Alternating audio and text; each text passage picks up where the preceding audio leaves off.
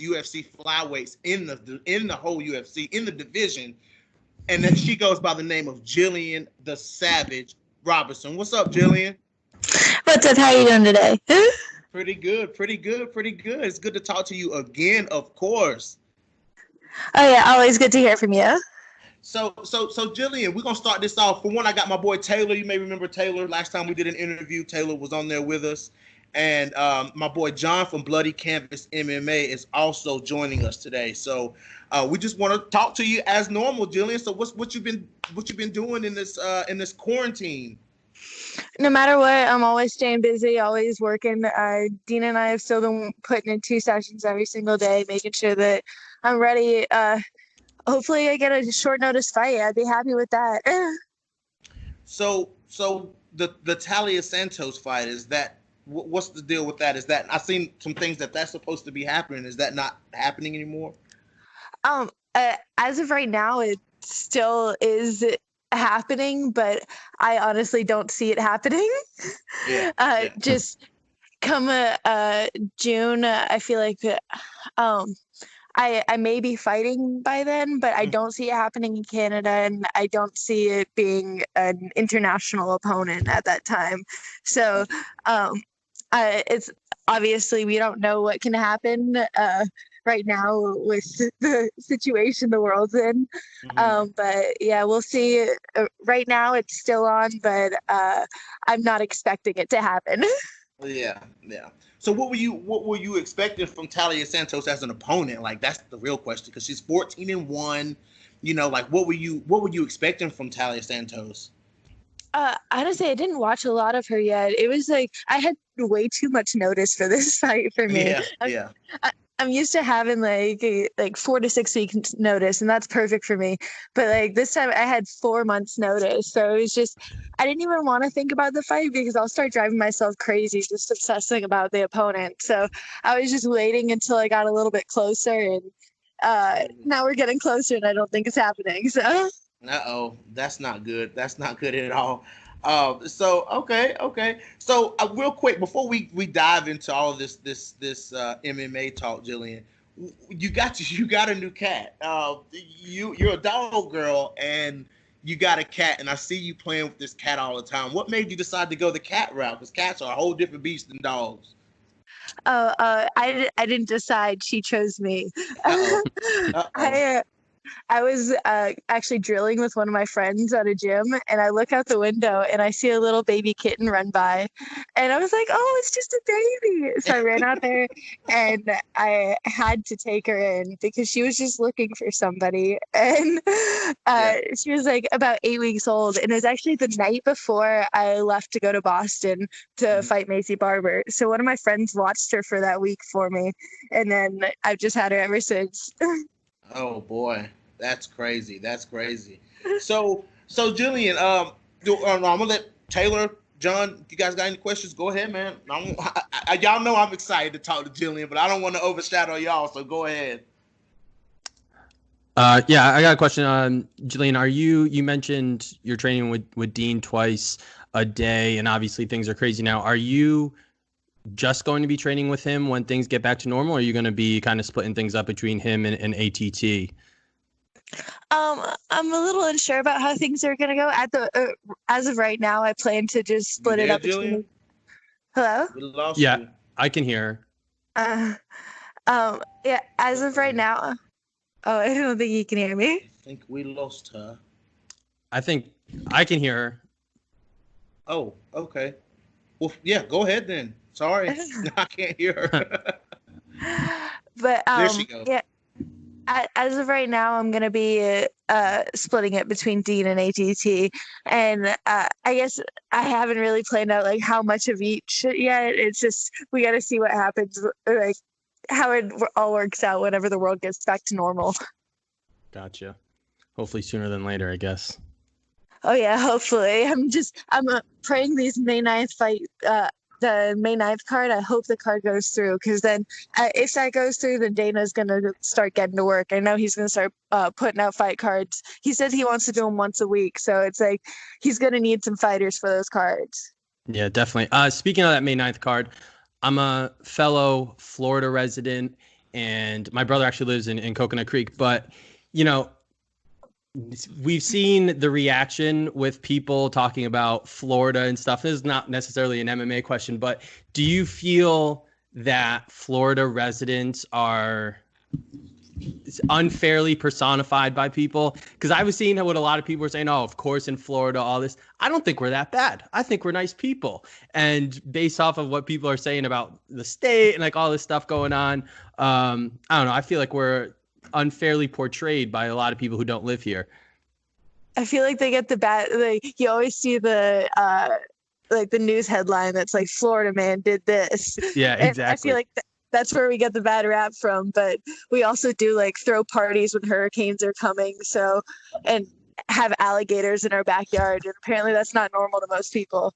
Yeah, it's probably a little bit of both, I guess. I have a question. Do you want to fight on Fight Island? I would want to fight anywhere. I would love to fight on Fight Island, though. That sounds like, I believe Dana said, I believe it was like late May or June, he's going to have that up and ready. And that would be absolutely amazing. I'm assuming that he was going all out on it. So it's just going to be a dope experience in general. But even like all these cards coming up, just having no fans in the crowd, it's a unique experience in general. It's a weird experience. But do you really care? Do you really care, Jillian? Like, I don't think I'll take you as like the one who doesn't really care if there's people in the audience. You want to snatch that check and cash that check. I mean, snatch that net and cash that check. Oh yeah, of course, no matter what. But it's still just it's something you're not used to. You're always used to hearing the noises around you and having like either people booing or cheering, and you like. A lot of times you can be it's a weird experience when you're in the cage, because it's like you're just in a different world, but you still you hear everything that's going on. And it's like you'll pick out the smallest little things all the time. And it'll be weird doing it with absolutely no noise going on, just your corners. Well, you could hear your corner for sure. You maybe hear 100%. So, okay, Jillian, so major setback. With Macy Barber, but you know, I actually spoke to another fighter about that fight, you know, and what they took from it, they were like, well, Jillian was doing well, you know, like that's, you know, the most striking that we've seen come out of Jillian. Like, if I'm not mistaken, I just watched that fight. I saw a head kick landed by Gillian Robertson. I was like, whoa, wait a minute now, like what's happening here? So, I mean, we saw improvements in your striking, and you went balls to the wall with the grappling. You know, you pushed her to the cage. You were trying to but Macy Barber is a big girl, so walk us through that. Walk us through what went wrong in that fight. I guess I got put in a bad position. She was flurrying me, but and the ref thought it was time to stop the fight. That's like, I was still there 100%, like mentally, but I was obviously in a bad position, and I understand why the ref stopped it. But yeah, it was just I needed to work a lot more defensively, and I needed to build up my striking on, and in my next fight, I'll be able to display that. So is that because I know what losses mean to you? Like losses, you take losses very, very hard. So was that your motivation to just work that much harder? Oh, no matter what, I'm always working hard every single day. A loss is just, it's like when it happens, it's like it happens. It's over. I just get over it and on to the next fight. We just keep moving forward. Yeah. So now, one interesting little pattern, Jillian, that I noticed, that I noticed in girls that you've lost to, is that they lose right after. So it's like okay.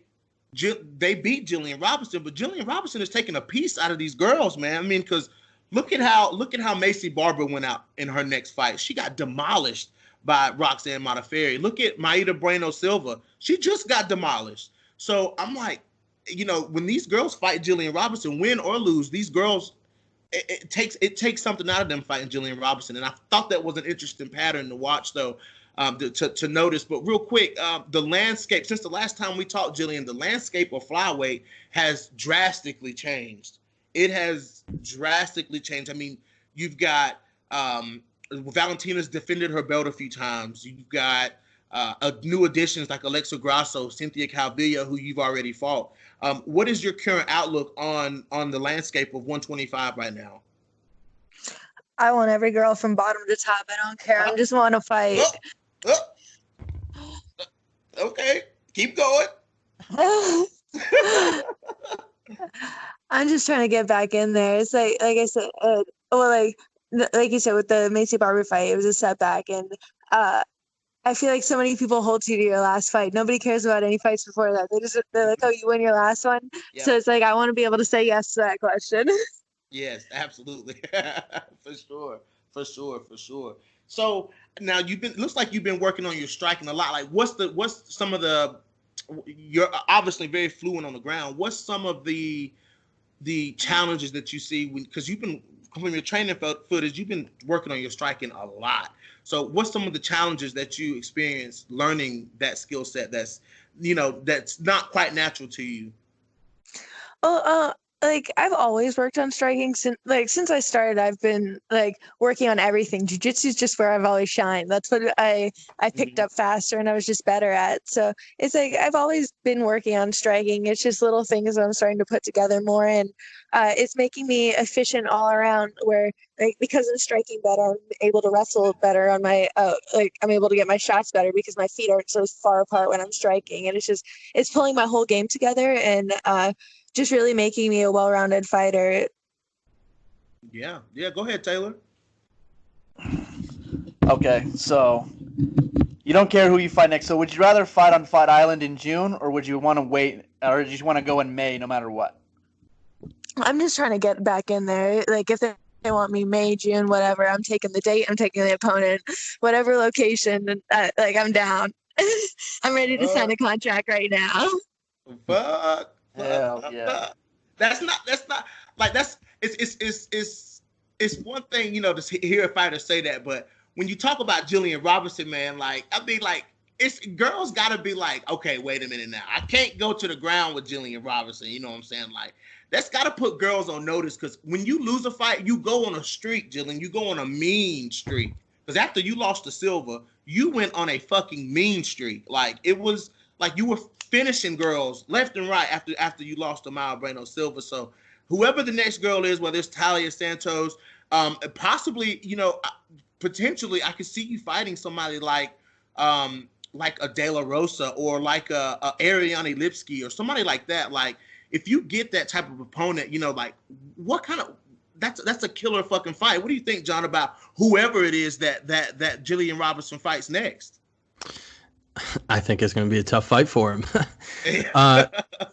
Yeah, I mean, I think that the flyweight division is a little bit slept on. I think it's a really exciting division. There's a lot of really exciting fights out there. So I mean, and now obviously it doesn't look like Gillian said, it doesn't look like it's going to be Santos just because she's out of the country, and who the hell knows what's happening. But I mean, I feel like there's going to be a lot of exciting matchups that happen just based off of the uncertainty and, just booking fights that are available and stuff. So, I mean, shit. I mean, I'm ready to see her fight anybody.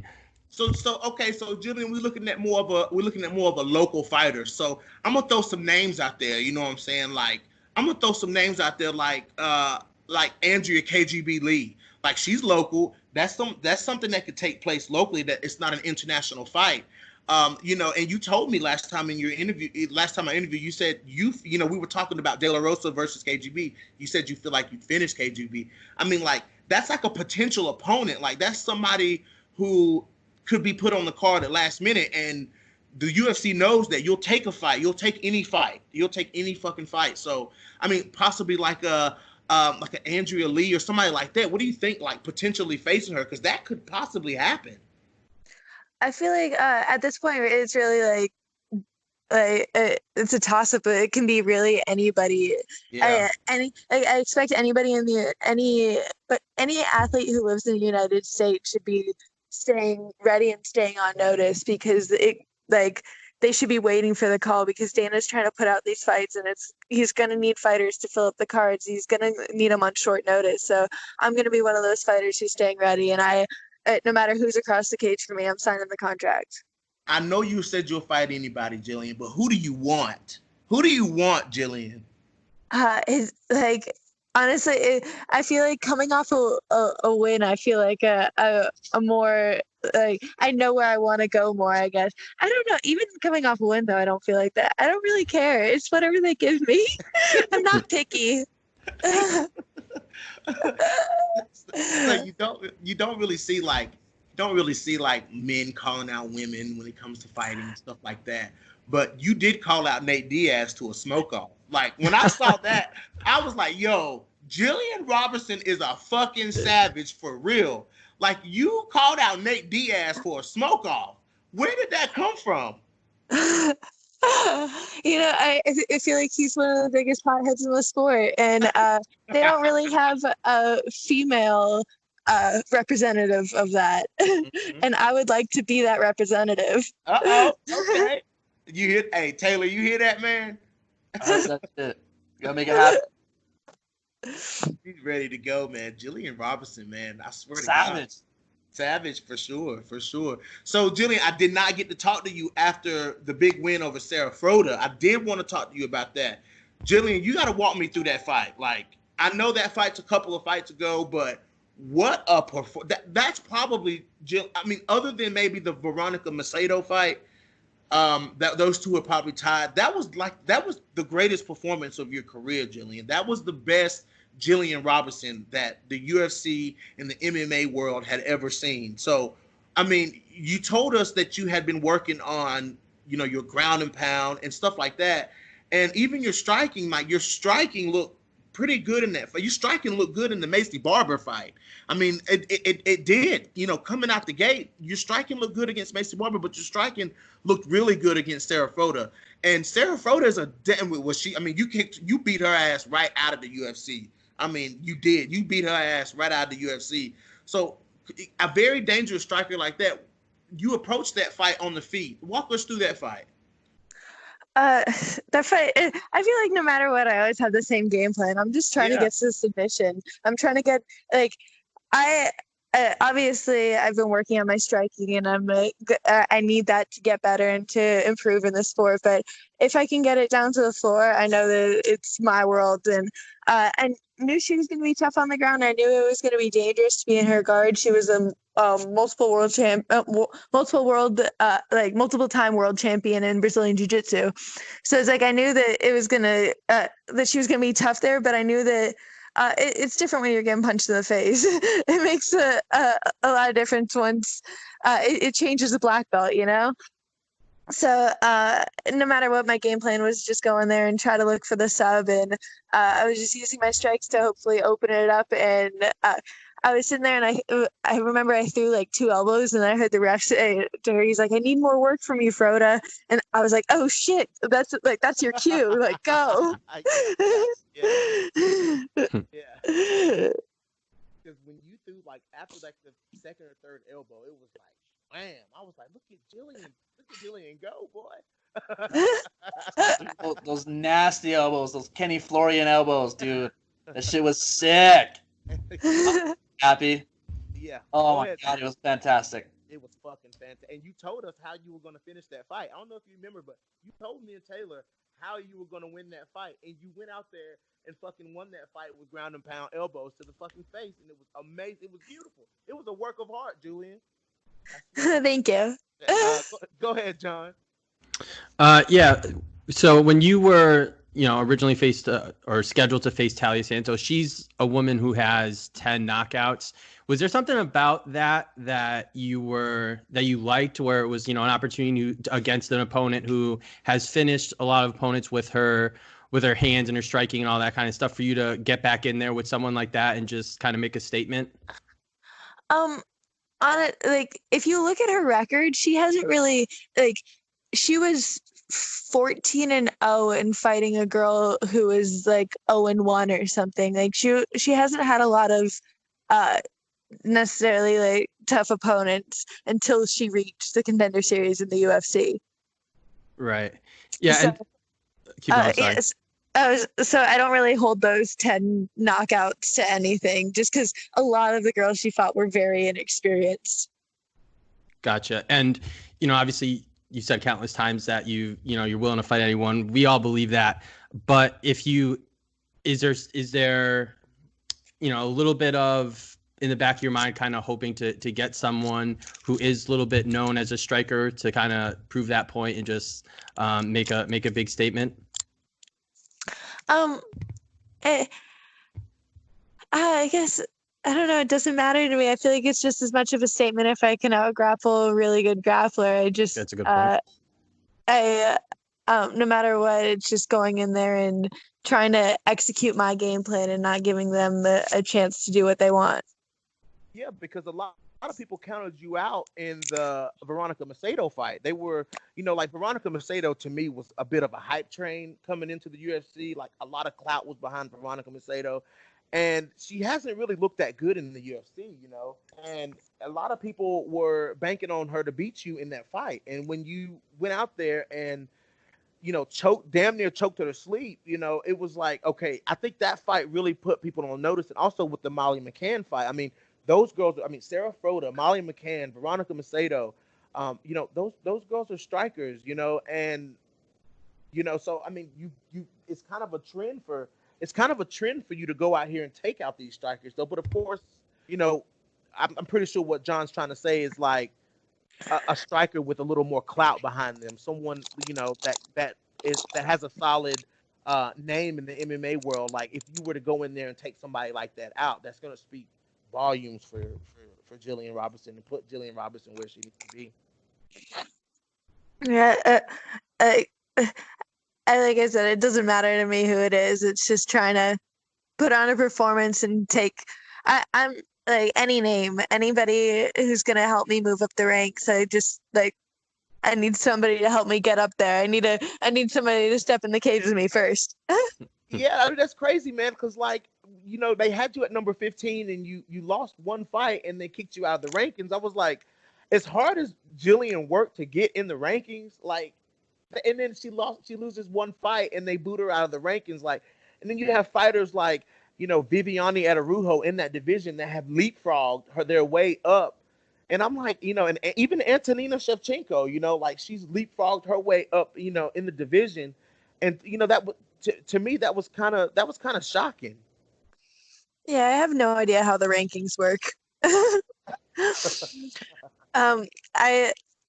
They confuse me all the time. I see people lose and they don't move them, and then somebody wins and then they get moved.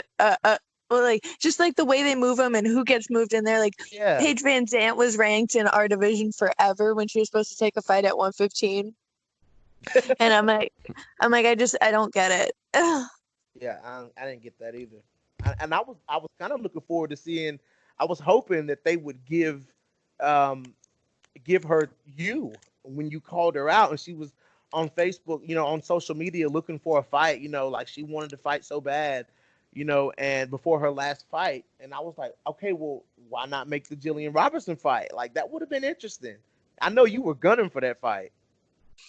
Oh yeah, I would have definitely loved that fight, but I guess it's also a little bit risky right now just with how her arm has been. She's pulled out of her last two, I believe, because she keeps on breaking her arm. So it's a tough position to be in too, to commit to a fight and you don't know if it's going to happen necessarily.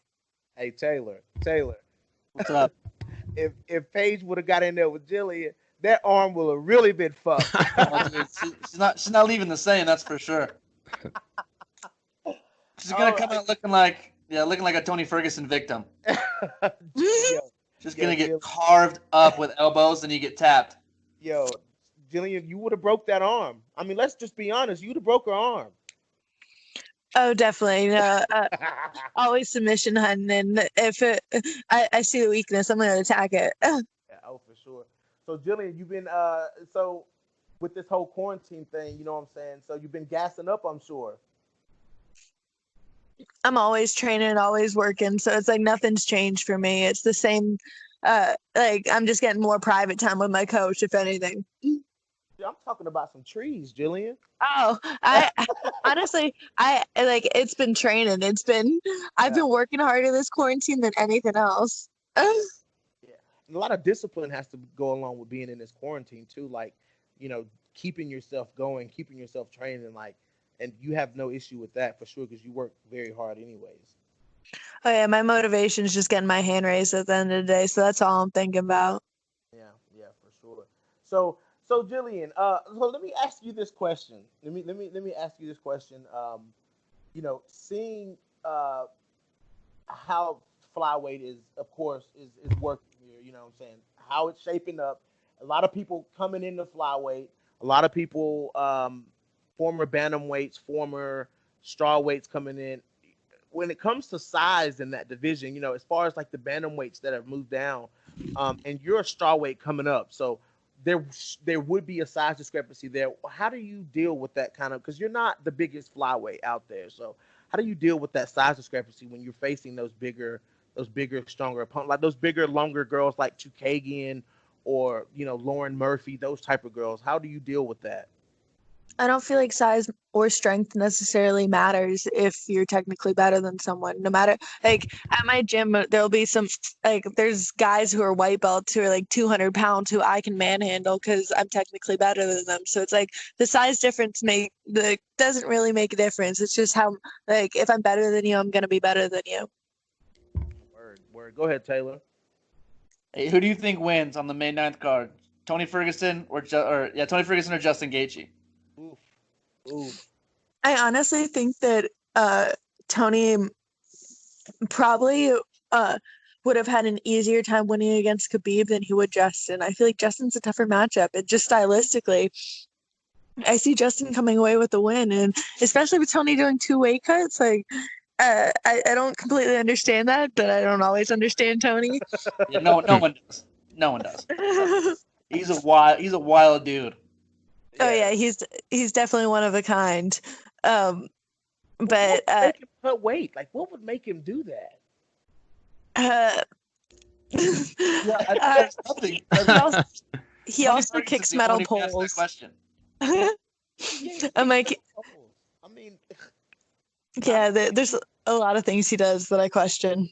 And he made weight. Like he's not even like he weighed himself. To just like, look, he actually made championship weight. 155 pounds on the dot. And now he's going to have to do it again in 3 weeks after. Oh, he's crazy. Yeah, I hope it goes, by some miracle, I hope it goes 5 rounds. And they just beat the shit out of each other. Yeah. So, go ahead. I feel like if it goes to the 5 rounds, I might be able to see Tony coming away with it. But if it's like in the early rounds, I can see Justin putting him away. He does get hit. Like Tony Ferguson gets hit. He does. Yeah. Justin Gaethje told someone on ESPN that he has 18 minutes of hell in him. If it goes past 18 minutes, he's exhausted. So it says he has a hard 18 minutes for Tony. If Tony gets through that, it's his fight.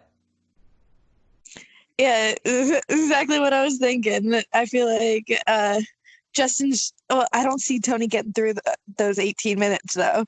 Oh, Gillian Robertson with the upset. Okay, I can see that. So in that case, Gillian, what you just said, do you think that Gaethje beats Khabib? Because that could potentially be the next fight if he beats Tony Ferguson. Oh, that'll be the next fight. He's waited too long for a title shot. That's it.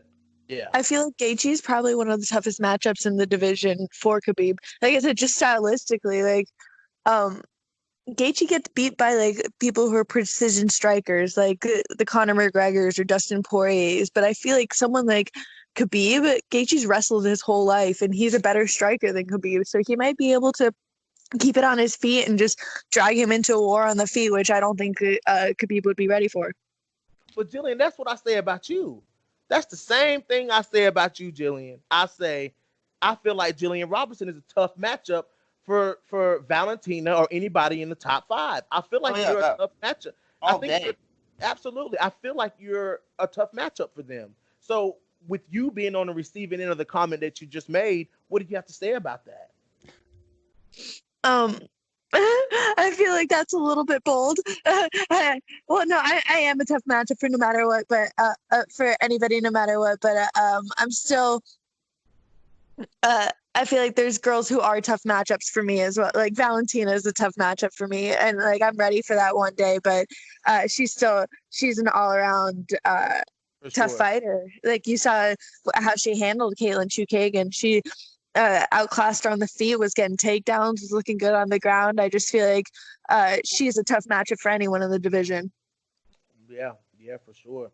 Go ahead, John. Yeah, do you think that is it easier or harder as someone who's coming up in the division to have such a dominant champion where it's like, okay, I know that there's a good chance that when I get there, that's someone who I might have to face, or a division like, I don't know, kind of like strawweight has been in the past few years since Joanna lost, where it's like the belt's changing hands every so often, where it's just like kind of craziness. Does that impact you at all? Kind of like in your outlook for your next, few years or whatever? I guess I really don't think that far ahead. I'm usually just thinking to the next fight. So it's like whatever is in front of me, I'm looking forward to that fight. So if the champ's the next one in front of me, then that's going to be the fight that I'm looking forward to.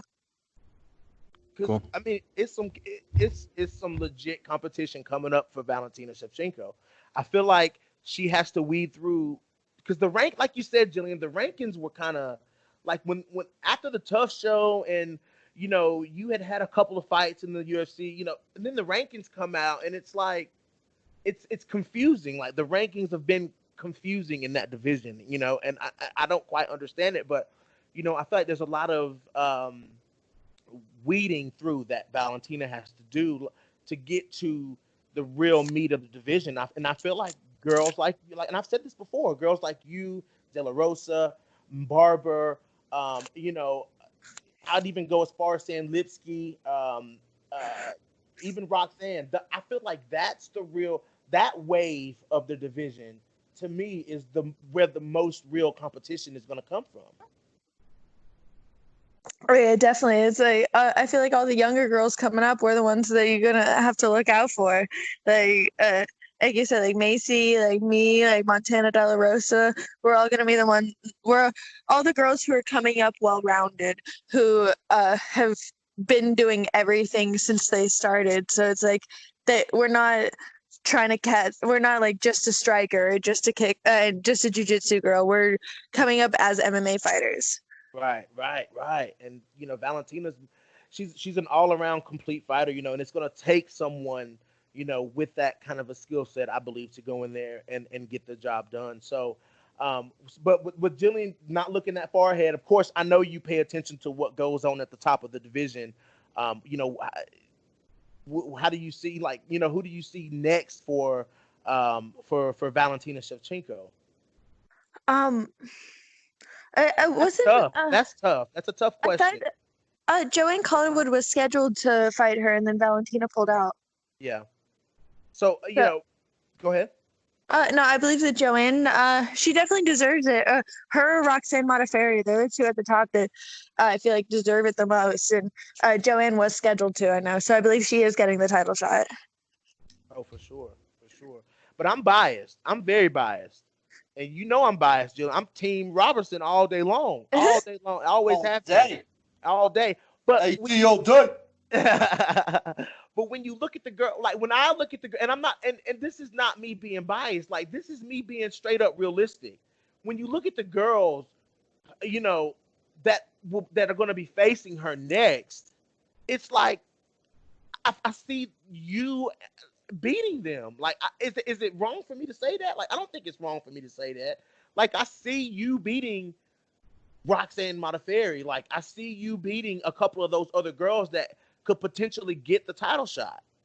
I mean, Roxanne's not gonna knock. Like, Roxanne ain't knocking nobody out, and I doubt that she's better than you on the ground. So it's like, go ahead. You go ahead. You were getting ready to start talking. Oh, both those girls, I would love to be in the cage with them. I feel like, I guess in the division, the only person who I really look at as a tough matchup would be Valentina, because those two look at. Hell yeah. looking at them as title challengers, I'm like, those still be good matchups for me though. Exactly, Yeah. exactly. Sure. Yeah, like that's what I said. Like, man, like I Glad feel we're on like, the same page. yeah, for sure. And and they leapfrog, like I said, they leapfrogged Ariane Lipski up front, and then she got demolished by Jessica I. She got beat up by Jessica I, and I'm just like, like she's not one of the ones that she's not one of the real solid girls at 125. Like I don't feel like she was one of the girls that could go in there. I mean, 'cause she gasses. Like I don't see you gas. I don't see Roxanne gas. Like I don't see De La Rosa gas. Like she gasses, and they're trying to push her into a fight with Valentina. I'm like, that's not gonna work. Like I just don't Yeah. see that working. Ariane Lipski is actually someone that I was asking for before I got the Talia Santos fight. I feel like I meant to she say, I would be meant a to say, I meant to say great matchup Viviane. for me. I meant to say Viviane Arujo, not Lipski. I'm Oh sorry. yeah. I meant to say Viviane. My bad. But you were what? You were asking for what? I was asking for Lipski before I got the Talia fight. I was just throwing out names to my manager because they were telling me they're looking for a matchup for you forever. So because I've had 8 months in between this fight. My Macy Barber fight, and then it would be the Talia Santos fight would be 8 months apart. So it's like that's too much for me. Yeah, for sure. So I was just pushing for fights and throwing out names, and that was one of the ones that I was throwing out there. That'd be a good fight. Good fight for sure. I like that fight. I like that fight too. I like that fight too. But if it goes to the ground, it's lights out. I mean, I'm just gonna be honest with you, it's lights out. You got girls like Antonina Shevchenko's there. You've got some contenders. You got someone you've already lost to before with Cynthia Calvillo. I mean, potentially facing her, again at 125 in the UFC when you both are much better fighters. I mean, you could potentially, if you keep going on your trajectory, you could end up facing Macy Barber again. Like, so how would you feel having a rematch for the first time? Oh, That could happen. I've had rematches as an amateur, never as a pro. So it's like I've experienced like just a rematch in general. You have to be ready for it mentally. You have to understand that it's a completely different fight you're going into. That like that person could be changed 100% and you're changed 100%. So it's it's definitely something different mentally. When I fought Cynthia Calvillo, I actually took that fight on 5 days' notice. So ended up going to a decision, but so it's like I would definitely be down to do that one again. I had absolutely no training camp or anything for it. So and that was back when I wasn't even a full-time fighter. I remember I was at the Humane Society and I was working there and I got the text there. They're like, "Do you want to fly out on 5 days notice?" So I was like, definitely. Hell yeah. That's awesome. Go ahead, John, man. No, I think that's awesome. Do you think that it was good for you you fought Hannah Goldie, Calvillo, Hannah Cyphers, all before entering the UFC, and then obviously the tough experience. Do you think that was good, or how impactful was that for you to face such high caliber opponents before even getting into the UFC? I feel like it's the reason I did get into the UFC. Like whenever I got signed in the Tough House, I was only 3-2. I didn't have a lot of fights, but I think they saw the level of competition that I was fighting, and that I was taking fights, and I was willing to always fight. Like I said, I took fights on 5 days' notice. Like I was willing to do no matter what just to get in there, just to get the fight. So I feel like that's a big reason of why I did get signed in the first place. Well, it's good that they kept you around, man, because like I said, a lot of people counted you out, man, and now you've, put yourself as a staple in this division, but seeing you lose to Barb Honchak on The Ultimate Fighter, people were like, they threw you right along with De La Rosa, they threw you guys in the trash, and I'm like, wait a minute now, like, these girls can fight, these girls can definitely fight. So I think it was a good choice by the UFC to definitely sign you up and keep you around, because I see a lot of exciting fights from Robertson coming ahead for sure. 100%. No matter what, I'm always going for the finish. No matter what, that's my only goal. So whoever you fight next, whoever it may be, whoever it may be, what should we expect from Jillian? You got to call it this time, Jillian. You called it last time, and you hit the nail on the fucking head, Jillian. So what are you going? How is this fight going to end? I feel like it's hard to say anything other than a rear naked choke. Like that's my goal. That's my favorite. That's my go-to. Like I've been working on my ground and pound a shit ton, and I really want to display that. I really want to I want to do some damage in my next fight, but I also I'm always hunting for the throat. It's like jiu-jitsu is my first love. Yeah, because hey Taylor, y'all remember how Molly McCann was jumping after Jillian choked her out? Yep. That was so wild. That was one of the wildest. That was one of the wildest finishes in that division, man. After I lost to Macy Barber, me and Molly, Molly fought Diana Belbita that night. Yep. And I was walking back in the hotel, and she was like, "Oh, Jillian, we've all been there. Come have a drink." So I ended up going and drinking with her that night. Oh, hell yeah, that's awesome. That's pretty awesome. Yeah, that's pretty awesome. Molly's one of the nicest people. Like one of the best opponents I've ever had. After. Yeah, for sure. Because both of you guys are really nice. So like people get confused when they see you fight, man, because they see this bubbly, nice girl, and then you get into the octagon, and it's like, whoa, like what the hell? But I did see something from Dean Thomas about you that said he doesn't like to say much to you while you're fighting. He likes for you to do your own thing in there, which is pretty nice. You know what I'm saying? So that approach is not an approach you see very often. You really see a lot of coaches screaming at the top of their lungs. But Dean likes to lay back, and he's very calm. And that's one thing about you. Like right before you fight, when they're showing you, you're very calm. Your corner's calm. They're not scurrying around like ants. Like you guys are super calm right before the fight. What's going on there? Like what's your mindset when you're standing across the cage, sizing up your opponent? I'm always just trying to be in the moment, just focus on my breathing and just focus on staying calm and relaxed, because I need to think when I fight. I feel like that's how I shine. I'm not necessarily a very athletic person. Like I'm never going to be the faster one or the stronger one, but I'm going to outsmart my opponent every time. So it's like I just need to be calm and relaxed and be able to think during my fights, and that's when I'll do best. Word. Go ahead, John. This is kind of a random question, but so Amanda Ribas, she fought Randa Marcos in her last fight. Obviously, Ribas trains at ATT. Did you kind of throw it out there like, listen, this girl has red hair, I got red hair, you gotta take care of this one for me? I actually joked with her about that. I was like, I need to be your sparring partner this whole camp. That was perfect. See how that worked out? It worked out pretty well for her, I'd say. Yeah, I gave her a good look, She got used to, at least the red hair wouldn't throw her off or nothing when she got in there. At least she would have been used to it. Didn't you now, Jillian? Last interview, didn't you say you trained with Mauro Romero Barella? Is that correct? Yes, correct. How did you feel about her losing to Montana De La Rosa? What did you think about that fight? I don't necessarily think it was Mara's best performance. She's an absolute killer. Like I train with her all the time. She's just freakishly strong, and she's a very well-rounded fighter. And we don't always show up. Sometimes it's a mental thing more than anything else. But I just don't feel like it was her. It wasn't the best Mara we saw that night. So what happens if you have to face her?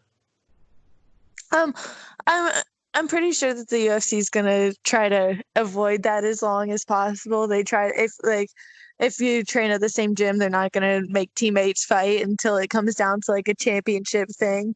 So if it comes down to the belt, I would do it. Like it's like at the end of the day, she's not gonna pay my bills. I got to. Right. But you guys know everything about each other though. That's kind of weird. Oh, it definitely would add a different aspect to it, but we don't train a lot with each other. I it's there's just a lot of girls at ATT. We have a lot of training partners, so we work with each other occasionally. It's not like there's any like problems between each other. It's just we don't work with each other a lot just because there's so many people. Yeah, yeah, yeah. Well, Jillian, we ain't gonna hold you forever, man. Taylor, John, you guys got anything? Any last questions for Jillian? Oh no, I'm good. Good luck your next fight. We're gonna watch you kill whoever it is. For sure. Yeah, I'm good too. Good luck. Good luck in your future. I'm sure it'll be very exciting. Oh, thank you so much. Absolutely. We'll get you back on before then, but we'll get you back on when you got that belt wrapped around your waist for sure. 'Cause I see it. I see it happening. I see it happening for sure. Well, guys, hey, Jillian, the floor is yours. You want to give a shout out to your coaches, your sponsors, anybody? The floor is yours. Of course, always Dean Thomas, my head coach, and follow me on Instagram at savage_UFC, and same on Twitter. And if you want to go ahead and follow my sponsors, Creating Better Days and MMA Signatures, and that's it. All right, guys, you got it. You got it, guys. You got it live right here on No Filter MMA. Jillian the Savage Robertson, UFC flyweight, one of the best UFC. Excuse me, let me get it right. One of the best UFC flyweights in the division, if you ask No Filter MMA.